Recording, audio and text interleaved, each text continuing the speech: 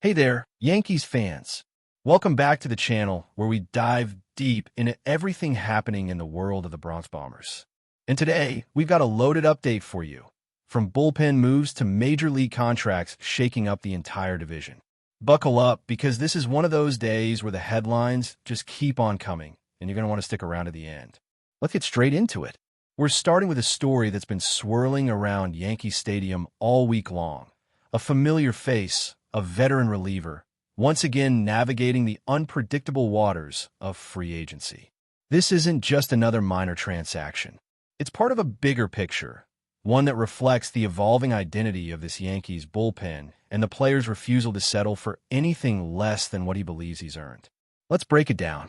Just hours ago, reports came out confirming that the veteran right-hander had cleared waivers after being designated for assignment, declined an outright assignment to AAA, and is now officially a free agent again for the second time in just 1 week. Yeah, you heard that right. 1 week, 2 trips through the free agent process. It's the kind of saga that raises a lot of eyebrows and even more questions. Why the back and forth? Is this the end of his run in pinstripes? Or is there still a chance for one more reunion? For fans who've been paying attention, this storyline might feel like déjà vu. Not long ago, the same player was DFA'd, chose free agency over heading to the minors, and then re-signed with the Yankees shortly after. Now, after another short stint, just a few days, he's back on the open market. It's a bit of a roller coaster, but there's a reason behind the moves, and it all comes down to how he sees himself at this point in his career. He's made it crystal clear. At 39 years old, with more than a decade of big league experience, he's not looking to grind it out in the minors.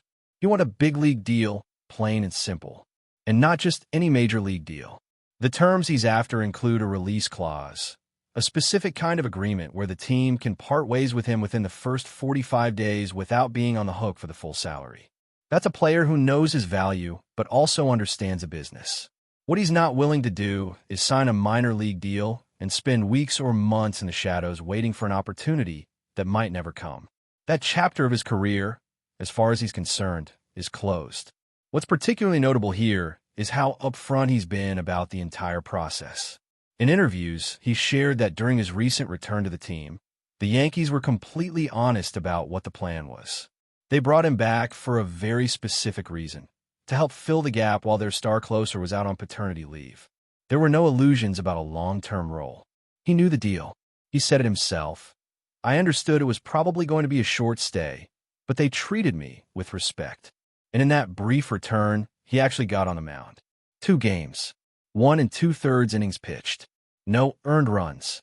Sure, he issued 4 walks compared to 3 strikeouts, so it wasn't exactly a lights-out performance, but it wasn't a disaster either.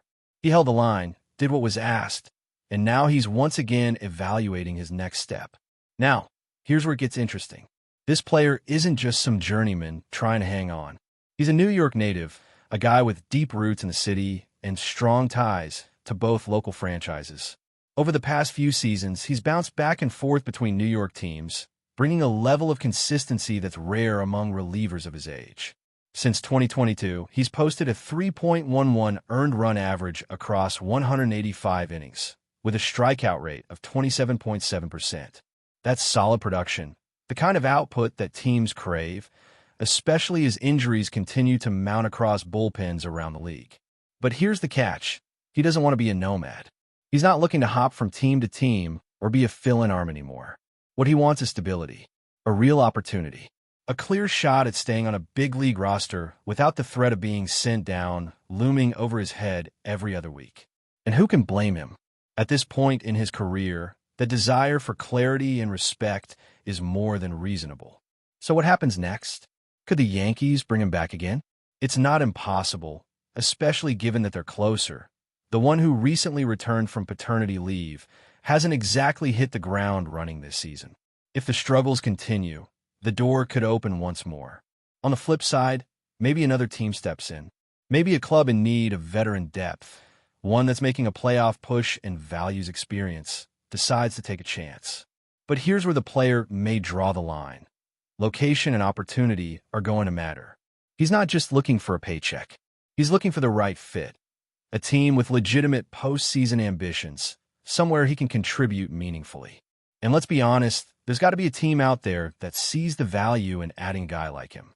Someone with a proven track record, a cool head under pressure, and the kind of experience you just can't teach. But if no offer fits the mold he's looking for, he may just wait out. Time will tell. What's clear is that this story is far from over. Meanwhile, as if the division wasn't competitive enough, another bombshell dropped recently. A rival team locking down one of the biggest names in baseball with a jaw-dropping extension. We're talking about a 14-year deal worth a staggering $500 million.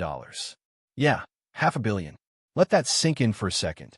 And while this move doesn't directly involve the Yankees, its impact will absolutely be felt in the American League East.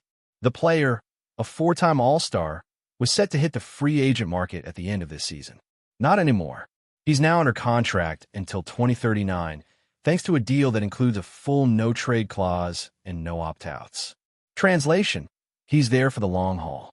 No deferred money either, which makes the structure of the deal even more significant. What stands out most? A whopping $325 million of that total is being paid out as a signing bonus, stretched across the life of the contract. That's not just a financial statement, it's a strategic one. By doing this, the player avoids state income taxes in certain regions and secures the bulk of his earnings even if something unexpected happens along the way. You might be asking, why should Yankees fans care? Well, let's break that down. This is a guy who's been a thorn in the side of the Yankees for years. Ever since his breakout in 2021, he's been one of the most feared hitters in the league. Last season alone, he batted .323 with a .396 on-base percentage and a weighted runs created plus that was well above league average. Now, with that kind of production locked into the heart of a division rival's lineup and surrounded by young, talented bats, it's a problem that's not going away anytime soon. And here's where it gets even more layered. This extension takes one of the biggest potential names off the free agent board. That means teams that were hoping to target him next winter will now have to pivot. Could the Yankees be one of those teams? Possibly. They've been linked to big-name acquisitions before, and with this slugger no longer an option, the focus may shift to other areas. Maybe another bat to deepen the lineup, or perhaps doubling down on pitching to try and neutralize this growing threat within the division. Whatever the case, this move is going to have ripple effects, and the Yankees will need to respond. For now, it's clear, the rivals are getting stronger, and they're playing the long game. The message from them is loud and clear. They're not backing down, and they're willing to invest big to stay competitive. Now, let's talk about the player at the center of this massive extension, a name that Yankees fans know all too well. At just 26 years old, he's already carved out a legacy, especially with his offensive consistency over the past few seasons. From 2021 to 2024, he slashed .293, .370, .517, a balanced, dangerous profile that combines contact, power, and plate discipline. This is not a guy you want to face in a close game with runners on base. And yet, that's exactly what the Yankees and the rest of the American League East are going to be dealing with for the next decade plus. For the Jays, this is a massive win. After losing stars like Soto and Ohtani to other teams, locking up their franchise cornerstone is a statement. It tells the rest of the league, and especially their rivals, that they're serious about contending now and in the future. And for fans in New York, this move is a wake-up call. Toronto's not just filling roster spots, they're building a powerhouse. They've got a young core, a dominant bat in the heart of their lineup, and now a contract that ensures stability and identity. But as impressive as this contract is, it's also a gamble. History has shown us that long-term deals don't always age gracefully. When you invest $500 million into a single player, the margin for error gets razor thin. If his speed declines, if his defensive value drops, if injuries creep in, all of those things can turn a generational contract into an anchor. Just look at past mega deals across the league. Still, right now, none of that matters. The Jays believe in his ceiling, and they're all in on these prime years. So where does that leave the Yankees? Well, this is where things get complicated and interesting. Because while Toronto's making aggressive moves, the Yankees are also navigating a critical phase of their season, especially in the bullpen. One name that's been on everyone's radar lately is Devin Williams. the flamethrower brought in during the offseason to solidify the closer role. But let's just say his first few appearances haven't gone quite according to plan. Williams, who came over in a high-profile trade that sent a starting pitcher and a top prospect packing, arrived with enormous expectations. And to be fair, he earned those expectations. Over 6 major league seasons, the guy has been dominant. We're talking a 1.83 career ERA across 235 and 2/3 innings, with 375 strikeouts. That's 14.3 strikeouts per 9 innings and a jaw-dropping strikeout rate of 39.2%. Those are elite numbers, the kind you rarely see, even among closers. And of course, there's the pitch, the airbender.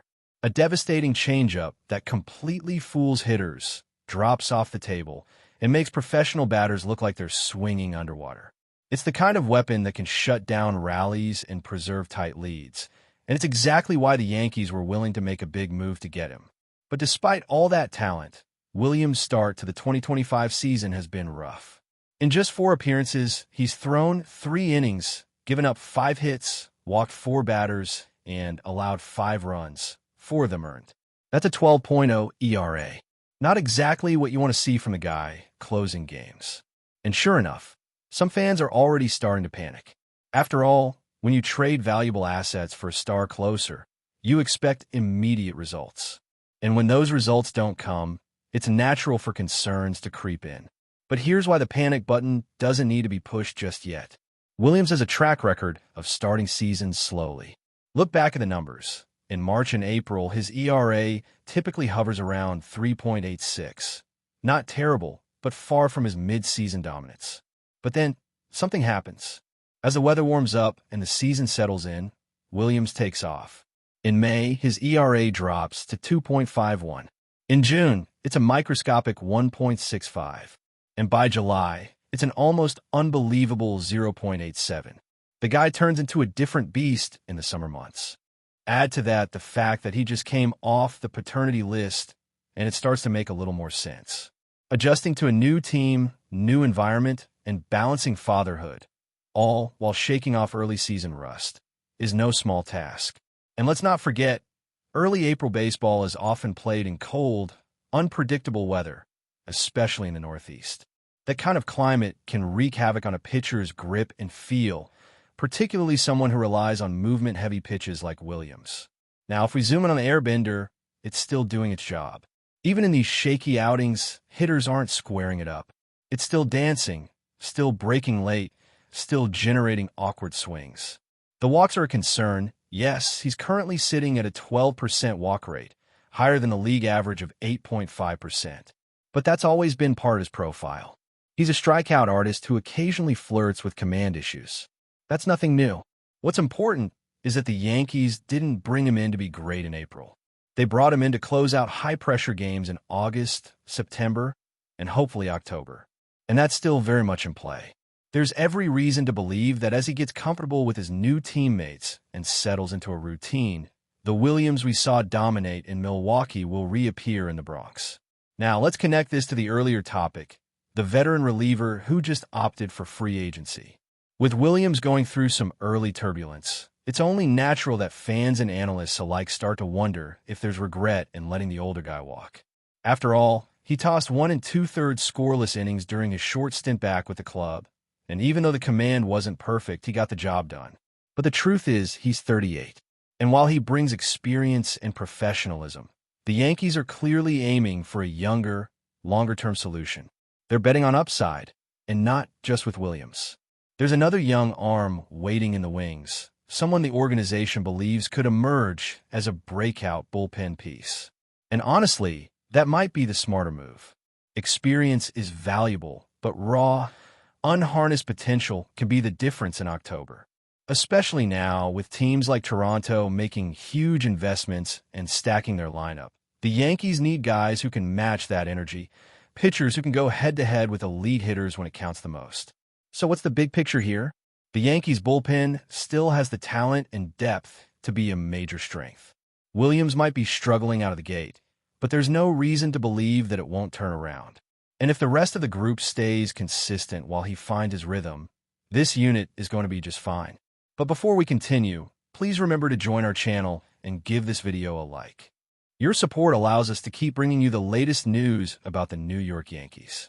Feel free to share your thoughts on the news in the comments. The Bronx is abuzz with whispers and wide-eyed excitement as rumors swirl around the New York Yankees' interest in acquiring rising star Jordan Westburg from the Baltimore Orioles.